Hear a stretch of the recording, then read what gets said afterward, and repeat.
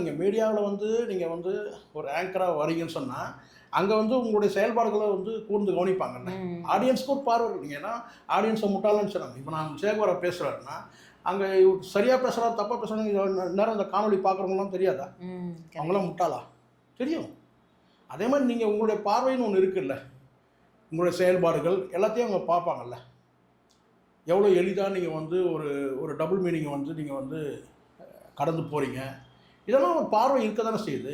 ஒரே ஒரு சின்ன விஷயமா உங்களுக்கு தெரியும் நினைக்கிறேன். மலேசியா வாசுதேவன் வந்து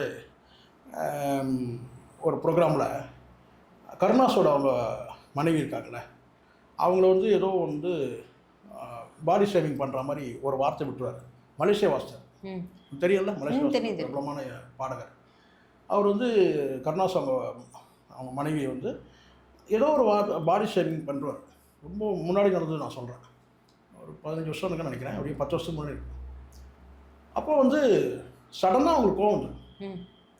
ரியல் அது கட்டினா சடனாக அவங்களுக்கு வந்து அந்த கோவம் வந்துடும். அது பாடி ஷேவிங் ஏதோ பண்ணுவார். அப்போ வந்து அவங்களுக்கு உடனே கோவம் வந்து அப்போவே அங்கேயே ரியாக்ட் பண்ணுவாங்க. என்ன பண்ணுவாங்க? ஏதோ அவர் உருவை கடி பண்ணிடுவார். ஆனால் அவர் வந்து உள்நோக்கத்தோடு பண்ணல, அந்த ஃப்ளோவில் பேசும்போது ஏதோ ஒன்று பண்ணிடுவார்.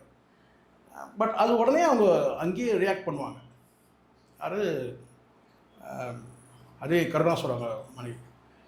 அதே கருணாஸோட மனைவி வந்து பல முறை ஜட்ஜாக வந்திருக்கிறாங்க. அவங்க ஜட்ஜாக வந்தபோது பலரும் கூட வந்து அந்த மாதிரி பண்ணுறாங்க, காமெடியாக பண்ணுவாங்க. இங்கே சூழ்நிலைகள் தான் எல்லாமே எடுத்துக்கிறத பொறுத்து இருக்குது.